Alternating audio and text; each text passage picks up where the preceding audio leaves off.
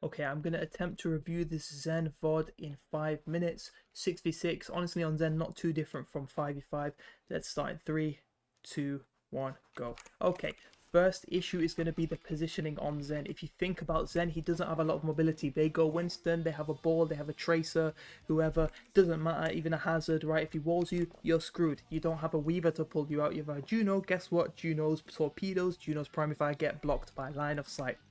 Not a great starting position. On Zenyatta, you want to be on the high ground, you want to be further back.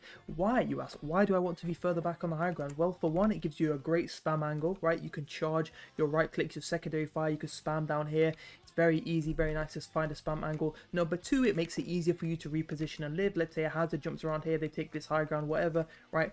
It's easy for you to reposition, to rotate around and to stay alive, keep your spam angles. And three, it gives you a lovely view of your team. You can see all 5 other people, meaning you can change your harmony orb based on who needs it. Whereas here, when you're focused on spamming the enemy team, guess what you can't do? You can't look at your team and see who needs harmony orb without turning around. Guess what? When you turn around, you expose your back to the enemy, and we're down a minute already. Okay. Very nice spam at the start. Okay, you can already see, right, you're in a bit of trouble. It makes it harder for you. You've had to turn your back to whoever walks around here, right? If the Tracer was a bit quicker, you might have been one clipped by now already. Luckily, your Widow picks the Tracer, okay, and you can keep this position. And so there's not too much to talk about here other than the position is going to be the reason you stay in this rank. The reason you will not climb will be your position that results in you dying too much. Whereas this game, it looks like you're not being punished for it, so that's fine. So we can keep going, you know, we can keep your angle up. Oh, and then would you look at that? You do actually die in the next 20 seconds. Let's see how you die. So you can see your whole team's on the high ground, waiting for a re-engage, waiting for one of your tanks to go point to help out, right? Whereas we're on the low ground, we get caught by the Zen. Whilst we're looking at the Sig, guess what? They have 2 different angles on us. If we're playing up here, if we're charging our right clicks, we can rotate, we can give the orb to the fire, we can keep our team alive. So the issue with your gameplay immediately, I can tell, is positioning, but we're going to keep going. We're going to see if we can find anything else, okay? Nice harmony on the Orisa. So let's talk about harmony for a second, actually, all right? Let's talk about harmonies and what I call healing priority on Zen, all right? You need to be able to swap harmonies very quickly. You can see here, your Juno's taken slam damage from the ball, but you don't swap the harmony to her. Let's look once more, okay? Your harmonies on the Ashe, right? You can see the balls charging up Sam. You can see your Juno going back. Before she even peeks behind this cover right here, you should have your harmony orb on her. Even right now, you should have your harmony orb on her because she's the only one taking damage on the team, right? Pressure on the ball, whatever, we don't really care too much. Okay, you can see again your Juno's taking damage. Let's get a harmony on her. She's taking more damage. Let's get a harmony on her. Orisa's taking damage. Let's get a harmony on her, right? You can see the harmony orbs from you are extremely slow, and this is why the amount of healing you're doing might be suffering. This is going to mean you're slower to get transcendence, which means you can make less game-winning plays on Zen, okay? I like that you're charging up a harmony orb here, but you do peek quite wide, okay? You don't want to peek this wide into the open. Let's see, do you decide to go on a flank? Okay, you decide to go on a flank. I'd probably stick a harmony orb on your Juno whilst you go for the flank, because look at your Juno, she's incredibly low. She's about 1 Zen orb away from dying, right? Nice harmony orb, at least you do look back. So you turn the corner with this, you go for the Junkrat, that's fine. And you can see your Orisa taking damage, you can see your Sig taking damage. So again, before you charge the next secondary fire, what should you be doing? You should be swapping your harmony orb. Still, harmony orb, look, see, it's taking us a very long time to get harmony orb on our teammates. I appreciate you're trying, I appreciate you're getting on them, you're getting on them eventually. It needs to be quicker if we want to climb. I think this flank is completely fine.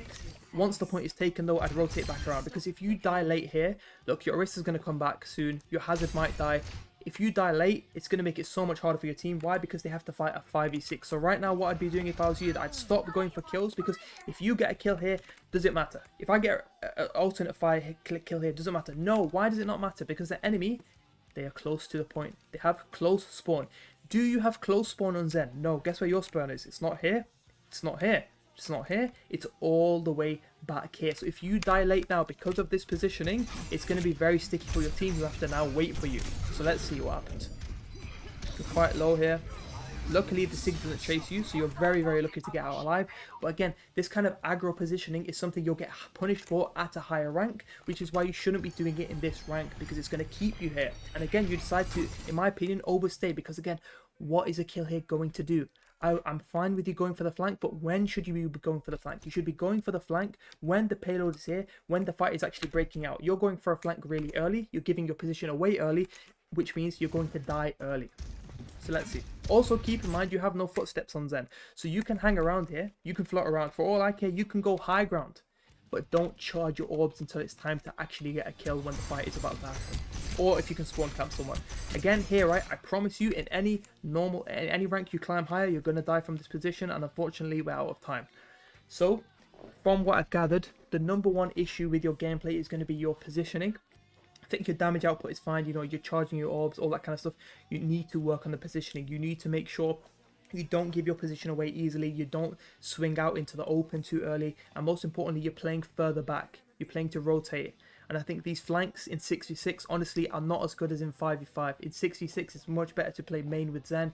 And then in addition to that, I think you need to be quicker with your harmony orbs. You need to be able to, like that, like instantly switch on, switch to the Juno, switch to the Hazard, whoever needs it. Because these orbs truly do make a difference when it comes to breakpoints, when it comes to winning 1v1s. These orbs are really, really important. And if you look at your team, the most important people to be orbing, in my opinion, are going to be your Juno, your Widow, and your Ashe, keeping these squishy targets alive. So those are the things I think you should work on. Hopefully this helped as a quick ROD review. You can contact me if you'd like some more in-depth feedback. I hope it helps. Leave a comment or message me if you want more.